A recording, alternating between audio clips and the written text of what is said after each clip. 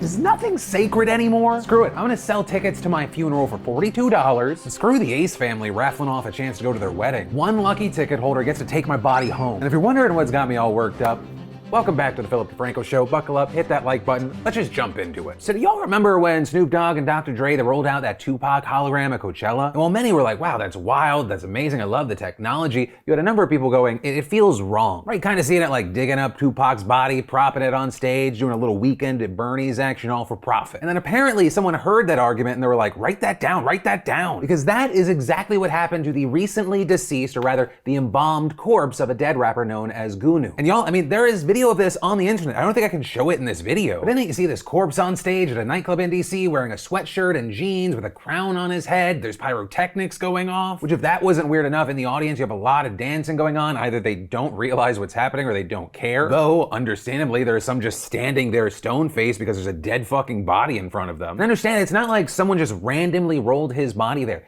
Tickets went on sale for $40 a pop for what was billed as the final show, with Gunu having been killed back on March 18th in a Maryland parking lot shooting, which the family believes was a robbery turned deadly. Soon after, you have a funeral home reaching out to Bliss nightclub saying, hey, we want to use your venue for a homegoing celebration. With all that then culminating into what we saw happen on Sunday. And following this video coming out, we're seeing some apologies and also some doubling down. As far as apologies, you had the nightclub posting on their Instagram, our deepest condolences to Gunu's family, friends, and fans. Bliss was never made aware of what would transpire. We sincerely apologize to all those who may be upset or offended. But as far as the doubling down, standing by this decision, you had his mother telling TMZ, we wanted to give him a party. The type of son that I had, my son loves to have fun. He was the life of the party.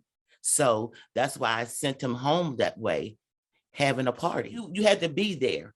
It was a beautiful celebration. And hey, in an attempt to be fair, I do want to note, this may be weird to a lot of us here in the United States, but different cultures do have different burial practices. In Madagascar, for example, some people open the tombs of their dead every few years. They rewrap the body in fresh clothes and dance it around. As well as in one part of India, they actually parade the body through the streets, dressing it in colors that represent the virtues of the person when they were alive. So, you know, when we change the lens of what we're looking at, maybe this becomes a little more normal. But even trying to see it from a different point of view, it's just weird to me that you would throw this out on kind of club goers and also charge tickets. But hey, that's a story, my opinion. What do you think? And remember, to be eligible to win my corpse, you gotta be a subscriber, so hit that button. And then, according to a recent State of Play report from Nielsen, consumers in the United States are overwhelmed and exhausted by streaming options, but also don't know how to stop. And I very much relate with this. If this was Brokeback Mountain, I'm Jake Gyllenhaal, and HBO, Hulu, Netflix, Disney Plus, all the others, they're Heath Ledger. Outdated societal norms and my wife keeping us from being together. But y'all, when you take a second to look at the numbers, which we did, it's understandable why people are so overwhelmed. Across US traditional TV and streaming, there are 817,000 unique program titles, with the keyword there being titles. Then you break it down into seasons, episodes, the content is endless, which is why 46% of Americans say they think it's hard to find what to watch because there's so many services. With the report adding that consumers are feeling maxed out, adding that survey respondents felt overwhelmed by the option. But then also, like so many other things that are overwhelming in our life,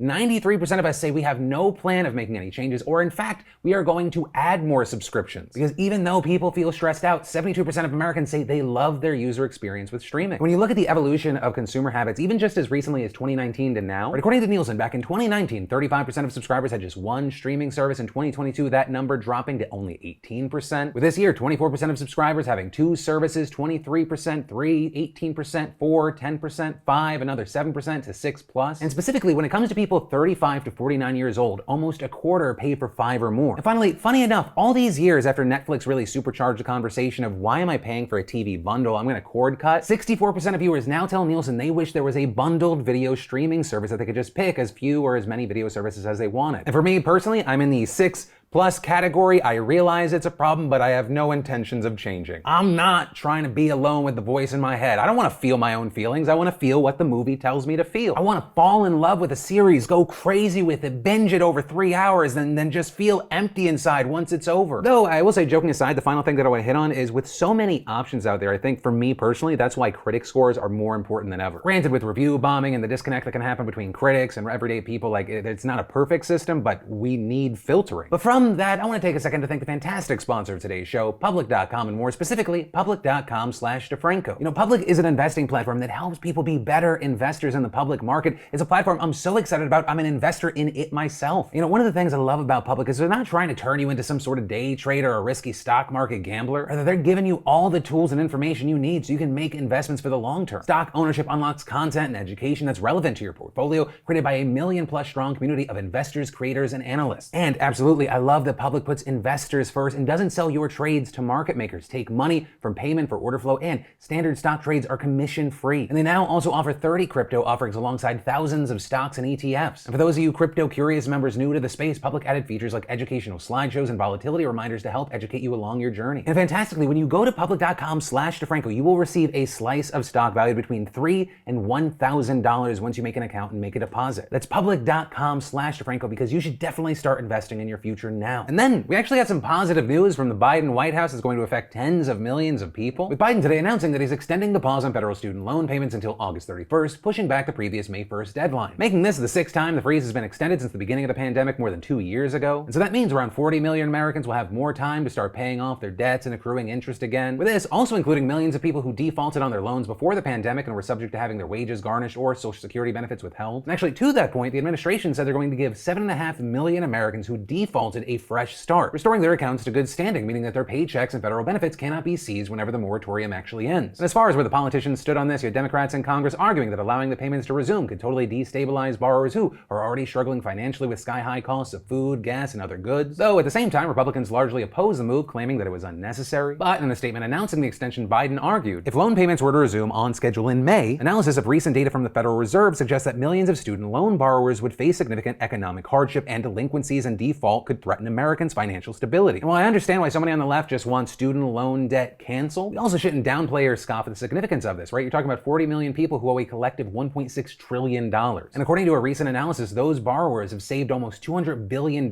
since the moratorium was enacted, with the JP Morgan Chase Institute also finding that the pause is part of the reason American families had more money in their bank accounts by the end of 2021 than they did when the pandemic started. Which is also, I think, part of the reason why we've seen top lawmakers applauding this move, but also saying that it falls short, saying the freeze should be kept in place until at least 2023. Right? Because while the administration said it's forgiven more than $17 billion in loans for over 700,000 borrowers, the efforts have been piecemeal. And they still fall far short of Biden's campaign promise to cancel at least $10,000 in debt for all federal borrowers. Especially because if I'm Biden in the midterms, I'm seeing where the polling's at, you got midterms coming up, I'm like, what can I give these people? Because if I'm in that position a month before the midterms, I'm like, all debt is canceled, everyone gets a PS5, you didn't get those shoes on the sneakers app? Now you did. What else can I do? Because really, at the end of the day, political opinions only matter for a few weeks every 2 years. And then let's start this story with a question. Do you think the straights should be able to legally get married?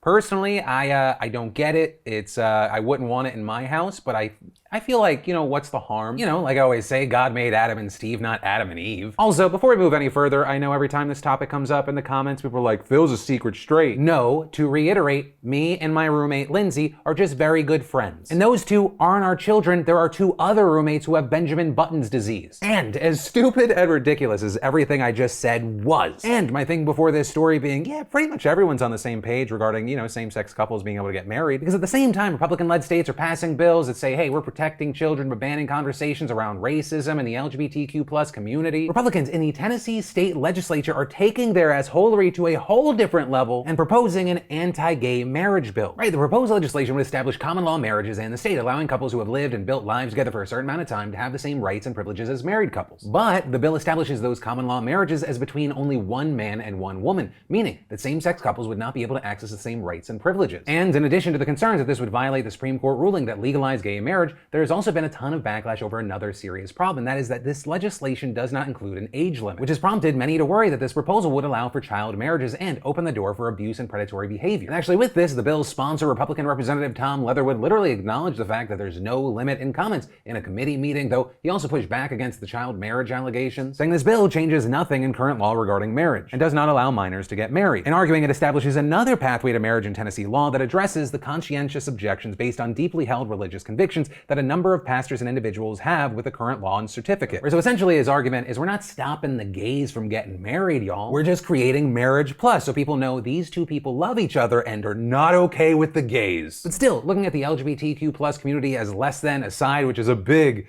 aside, critics have worried that the same alternative pathway to marriage could be exploited by abusers. Now, notably here, we did see state senators proposing an amendment to the bill that would put an age limit of 18, but the House is yet to take up that amendment ahead of the committee this afternoon, and the same version of the bill without those limits has already been approved by another committee. But still, even if there is an age minimum added, which please add it, this legislation would still undermine and alienate the LGBTQ+ community and rights. And then, as Vladimir Putin continues to be a piece of shit and the war in Ukraine continues, a new type of weapon has come into the spotlight, and that is hypersonic missiles. Or these missiles that are able to move at least 5 times the speed of sound and are capable of aerial maneuvers. Or the whole point is get to these targets insanely fast, thus reducing the time your target has to react. It can outrun anti-missile defense systems and make it unclear exactly what is going on or where you're targeting. And for years now, countries have had hypersonic missile programs at different stages of development, but with the news that Russia is actively using them and is likely the world leader in that tech, it's absolutely lit a fire under the asses of Western nations to catch up. Which is why Australia, the UK, and the US just agreed to develop these missiles as part of their AUKUS defense alliance, among other capabilities. And in a joint statement saying, yes, we're going to move forward on hypersonics as well as counter-hypersonics, electronic warfare capabilities, as well as expanding information sharing and a deeper cooperation on defense innovation. And saying this will add to our existing efforts to deepen cooperation on cyber capabilities, artificial intelligence, quantum technologies, and additional undersea capabilities.